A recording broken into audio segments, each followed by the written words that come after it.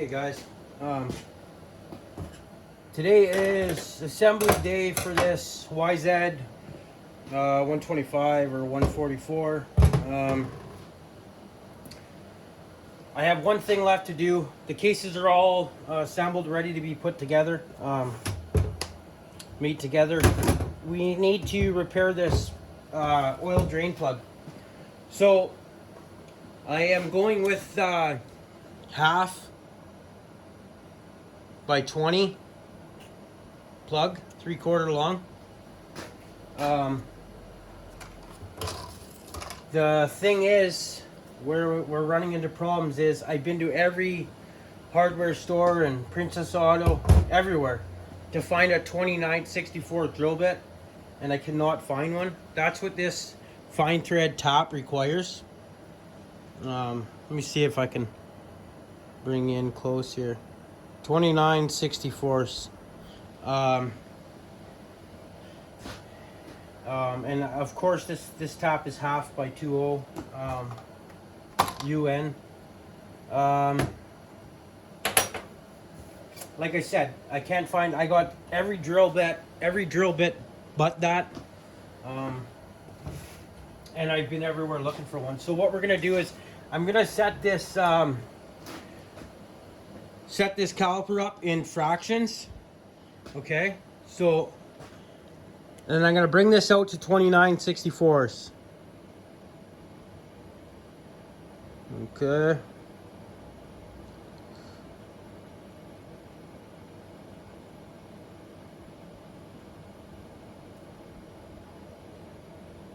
It's coming up.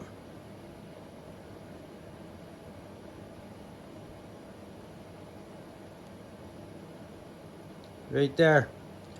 29/64. Okay? You guys can see that clear. Tighten it up. Okay, make sure it didn't change. It didn't change. Okay. Now what I'm going to do is I'm going to use my... See, the beginning of the hole, I'm already there. Okay? Because I've been working it with a file a little bit. We're good on that side. But that's because the threads were damaged at the beginning of the hole, but up further they're not. So I have to knock those threads out. Let me see if I can bring you in close here and show you what's going on. The reason I'm not putting a Healy coil in this is right here, okay? So this half is your transmission side, okay? Now this half is the clutch side. So the clutch side oil needs to drain through this little slot at the bottom of that bearing housing. So right there is where the oil from the clutch side comes out and drains. So if I put a Healy coil in this, let me show you in the hole itself, okay? So you guys can see, let me show you. It's kind of blocking it, but let me see here. You guys can see that hole in there. See that dark spot inside that hole? Right in there. That's where that oil needs to come through. Okay, see it there? Needs to come through onto this side now. And out here. You guys can see that hole in there. See it right up in there? That's the hole. If you put a Healy coil in here, it's going to block it. Then you're not going to be able to drain your clutch side oil out the drain. You're going to have to take the clutch cover off or whatever. I don't want that, because if this bike goes to people down the line, it might be not that information might not be passed on. So it wouldn't be getting proper oil change. Now, what I'm going to do is I'm going to clean this all out. Another thing is I thought about doing is maybe possibly putting a Healy coil in and then drilling it through here. But you really risk damaging or cracking the case here. It being that thin and that close to this bearing housing, it's very likely that you'll crack it, okay? So we're not going to go that route. I'm going to clean it up as best I can. Okay, and like I said, I could not get a drill bit anywhere. I just got back. I went to multiple different stores. I tried 3 hardware stores, Canadian Tire and Princess Auto. I did want to go to Fastenal, but Fastenal here isn't open to the public. So you have to call ahead of time. And so our gauge moved a bit. It's at 7/16 now.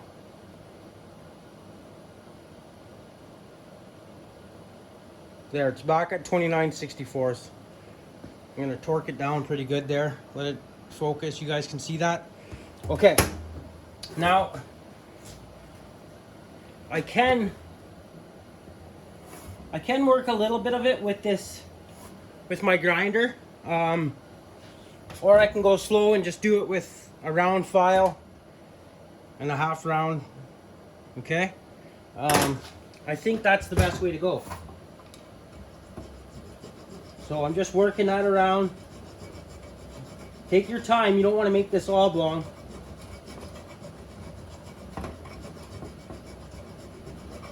And you don't want it to be, you don't want to have to be forcing the top in it, because then you're going to risk cracking it, okay? Sorry, you guys weren't able to see what I was doing. Anyway, I'm just working this right here. Okay? Just like that, work it around. Remember, this measurement right here is already good. So I'm just hitting the inside where the threads are. Try to keep your file flat. Okay, let's see how it looks now. See, we're starting to remove all those threads. Okay?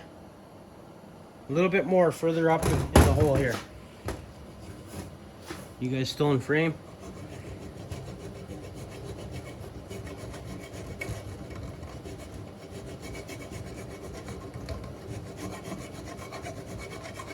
Okay, check that out. It's looking good. It's looking real good. Okay.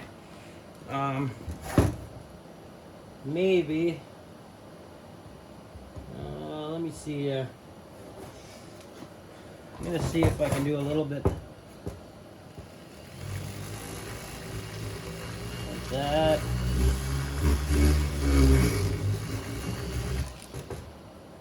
Yeah, that worked good.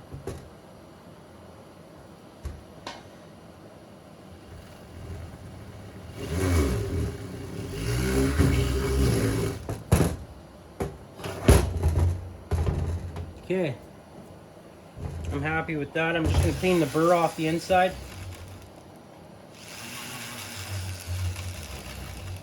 Okay. Okay, I'm going to mount this up in the vise, and let's get to topping it, okay? That looks good. Here, you guys want to see it? Okay. It's looking pretty good. It's close enough that this will work.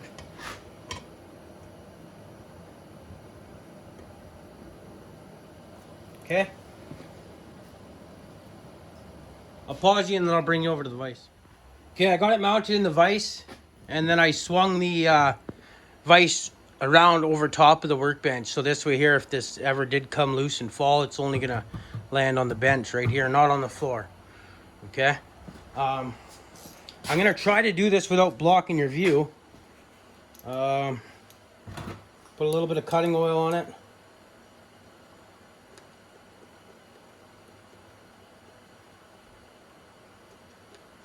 Okay, let's get this started. Start it square.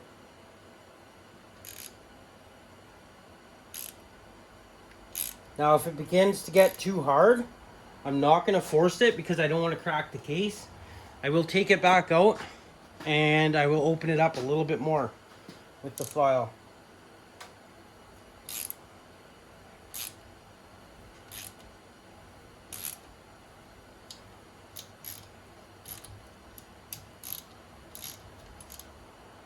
Cutting great.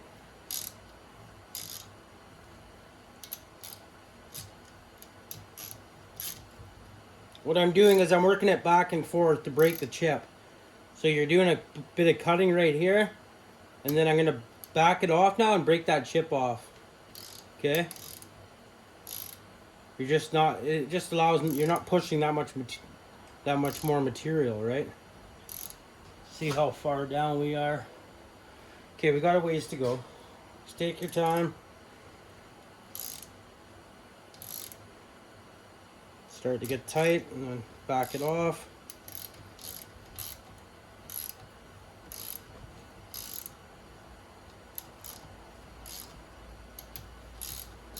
I don't suggest you power tap it with a drill or an impact. Take your time. It's only one hole you're doing.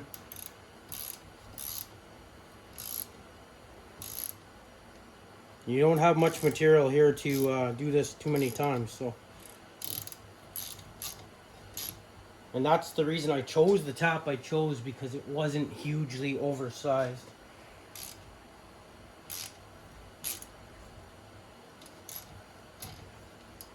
I'm gonna put a little bit of oil down it.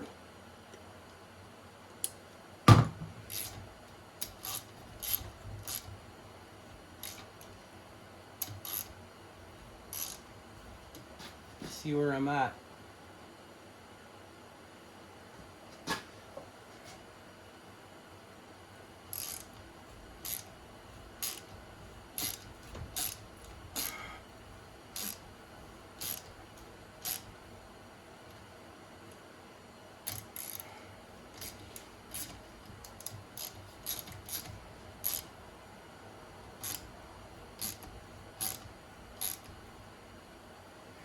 This is where it's getting tight now.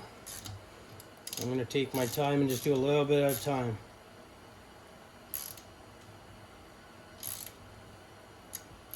Eventually it'll get easy, and that means you're right through. We're getting there. We're almost right through.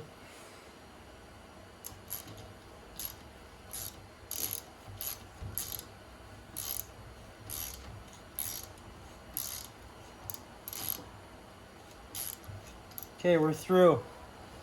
I'm going to run this in.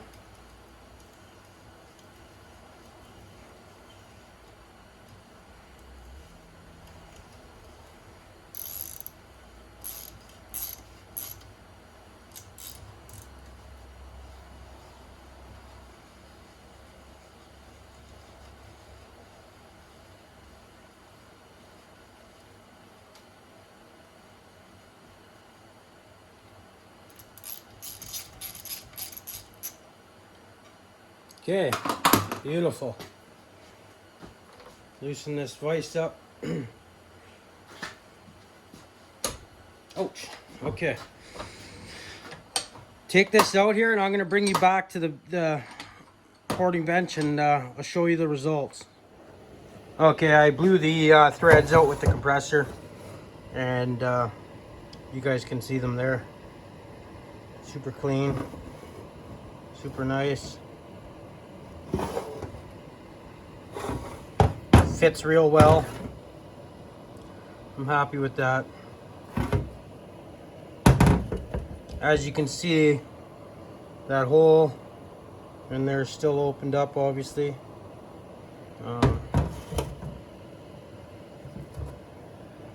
It's actually opened up a little bit bigger.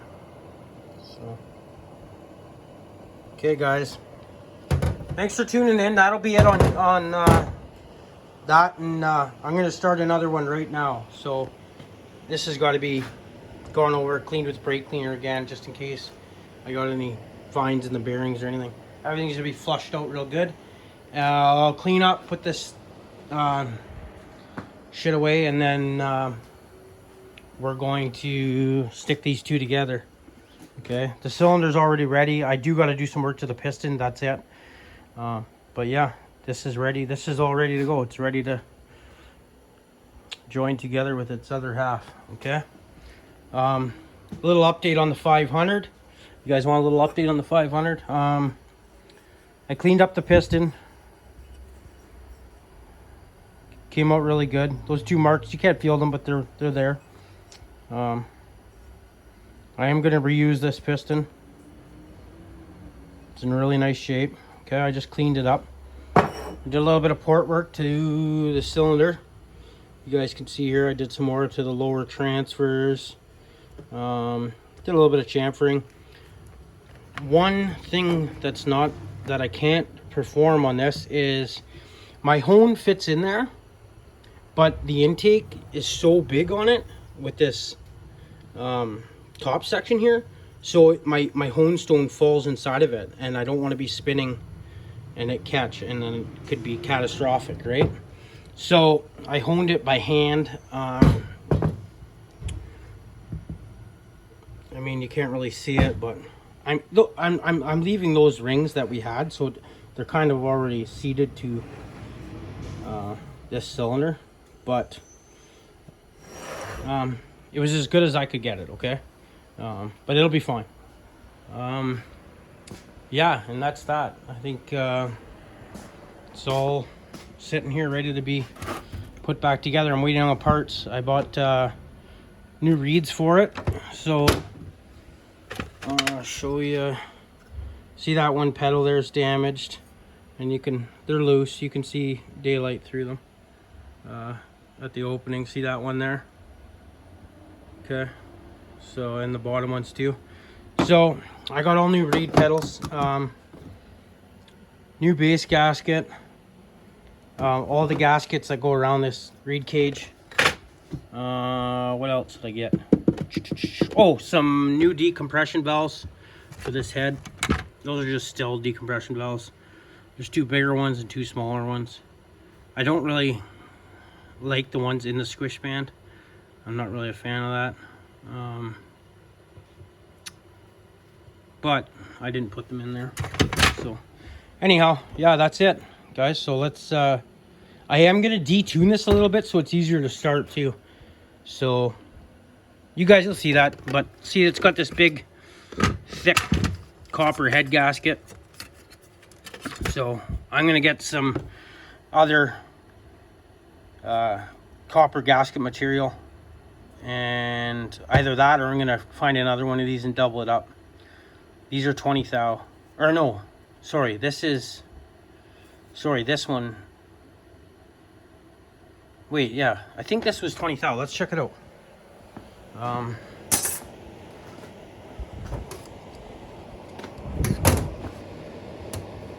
Okay.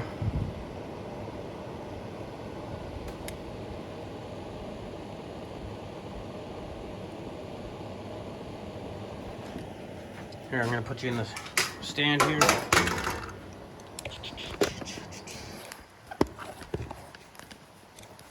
Bring it down a bit. Let's check this out.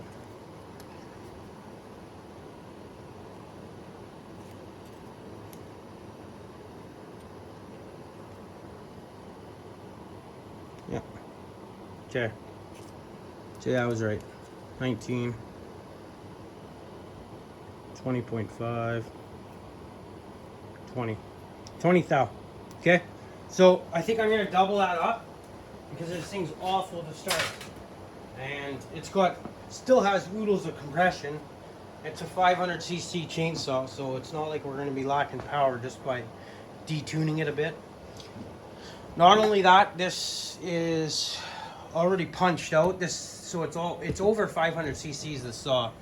It's I'd have to figure out what it is, but the bore is it's supposed to be 89 stock, and we're at 90.5 millimeters on the bore here. So it's 1.5 millimeter over. If you guys want to do the calculations for me and put it down in the comments, let me know what that works out to. I don't know. You'll have to Google what the stroke is on an 84 CR500. I think it goes 84 to 89 is the exact same. I know when I was looking up for the reed cages, it was hard to. They had a lot of stuff from 90 up, but the other ones from 84 to 89 were hard to find. So anyway, yeah. If you guys are bored, check out the stroke on a 84 CR500 motor and multiply that. Do your equation times 90.5 millimeter bore and figure out how many cc it actually is. Okay. Stay tuned for more content coming on that one, and I am going to start another video right now with the assembly on the YZ. So stay tuned for that also. Thanks, guys. We're almost at 1,000 subs. It's just around the corner. I appreciate every one of you. I really do have a great bunch of subscribers and people that support me and my channel. So I really appreciate that, guys. And like I said, we're going to give away a Holosorma G372 very soon. Brand new saw. You'll have the option to get it ported, whoever wins it. So stay tuned to that. Also, it's going to come with one of two Wild West Garage 372 pipes. It's either going to come with this Enterprise or the UFO that's on my 372. Okay? So you're getting a pretty good deal. When I tear into that Holosorma, it's the first one I've had on the channel. It's going to be the first one I had on the channel. When I tear into it, I will we're gonna make some changes with it. That's for sure. I'm gonna put good bearings in it. We'll see how the cylinder is, and we'll go from there. Okay. So stay tuned for that. It's coming around the corner, guys. Thanks. We'll see you on the next one.